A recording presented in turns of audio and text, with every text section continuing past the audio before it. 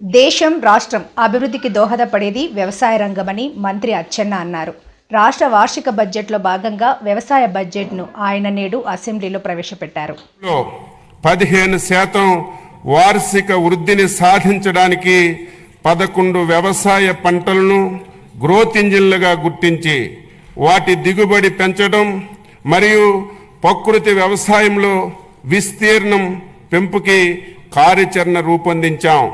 2024-25 సంవత్సరంలో AP GSDP మొదటి ముందస్తు అంచనాల ప్రకారం వ్యవసాయం జీవీఏలో 57,187 కోట్లు, అంటే వ్యవసాయంలో వృద్ధి రేటు 22.86%గా నమోదైంది.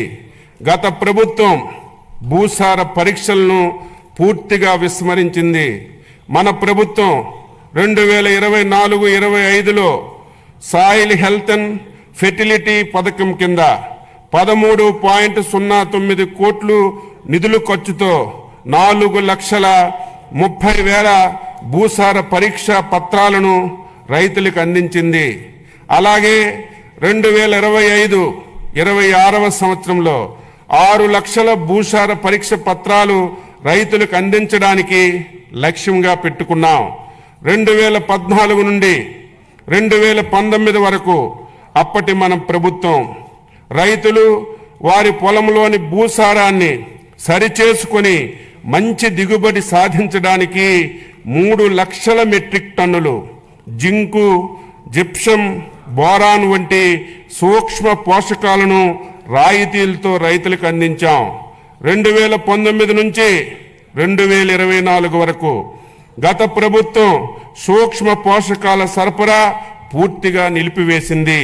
తిరిగి మన ప్రభుత్వం 2025-26వ సంవత్సరంలో 5.98 లక్షల హెక్టార్ల విస్తీర్ణంలో రైతులకి రాయితీపై సూక్ష్మ పోషకాలు పంపిణీ చేయడానికి నిర్ణయించాం. ప్రస్తుతం భూసారాన్ని తెలుసుకోవడానికి వాడుతున్నటువంటి సాంప్రదాయక వెట్ కెమిస్ట్రీ స్థానంలో డైకెమిస్ట్రీ పద్ధతిని వినియోగంలోకి తీసుకురావడానికి చర్యలు తీసుకుంటున్నాం. 2024-25వ సంవత్సరంలో 7.88 లక్షల క్వింటాల విత్తనాలను 268.32 కోట్ల రాయితీతో రైతు సేవా కేంద్రాల్లో పంపిణీ చేశాం. గత ప్రభుత్వం చెల్లించకుండా బకాయిలు పెట్టినటువంటి 120 కోట్లు విత్తన రాయితీని ఈ ప్రభుత్వం చెల్లించింది. ఇంకను 100 కోట్లు చెల్లించబోతున్నాం. 2025-26వ సంవత్సరానికి రాయితీ విత్తనం పథకానికి 240 కోట్లు బడ్జెట్లో ప్రతిపాదిస్తున్నాం. 2024-25లో 35.87 లక్షల మెట్రిక్ టన్నుల ఎరువులను సహకార సంస్థలు, రైతు సేవా కేంద్రాలు, ప్రైవేటు వర్కర్ల ద్వారా సరఫరా చేశాం. అలాగే 2025-26వ సంవత్సరంలో రాష్ట్రానికి అవసరమైనటువంటి 41.38 లక్షల మెట్రిక్ టన్నుల ఎరువులు సరఫరాకు చర్యలు తీసుకుంటున్నాం. 2025-26లో ఎరువుల కొరతను నివారించడానికి ఏపీ మార్క్ఫెడ్ ద్వారా 2 లక్షల మెట్రిక్ టన్నుల ఎరువులు బఫర్ స్టాకుల నిర్వహణకి 40 కోట్లు బడ్జెట్లో ప్రతిపాదిస్తున్నాం. అన్నదాతకు అండగా నిలబడి వ్యవసాయాన్ని లాభసాటిగా మార్చేందుకు తలపెట్టిన బృహత్తర కార్యక్రమమే పొలం పిలుస్తుంది.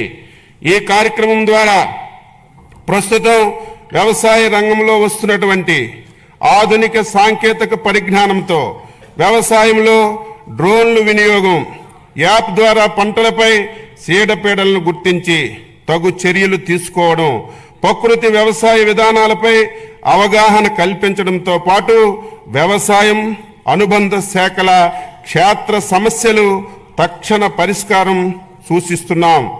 ఆంధ్రప్రదేశ్ ప్రజా భాగస్వామ్య ప్రకృతి వ్యవసాయం ద్వారా ఇప్పటికే 10.6 లక్షల కుటుంబాలు 5 లక్షల హెక్టార్లలో ప్రకృతి వ్యవసాయాన్ని పాటిస్తున్నాయి.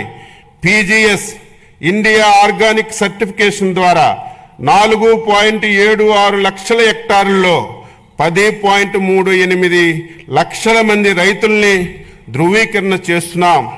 కొత్తగా ప్రారంభించినటువంటి national mission in natural farming పథకం పరిధిలోకి 3,000 కొత్త గ్రామ పంచాయతీల్లోని 2,570 క్లస్టర్లను ప్రకృతి వ్యవసాయ పరిధిలోకి తీసుకురానున్నాం. 2025-26లో 7,116 గ్రామ పంచాయతీల్లో PMDS 365 రోజులు గ్రీన్ కవరు ఏడాది పొడవునా ఆదాయాన్ని అందించే ఏ గ్రేడ్ ATM మోడల్స్ను మొదలగు రసాయనిక రహిత ప్రకృతి వ్యవసాయాన్ని చేయిస్తున్నాం. సర్టిఫికేషన్ మరియు ట్రేసబిలిటీ అమలు చేయడానికి చర్యలు తీసుకుంటున్నాం.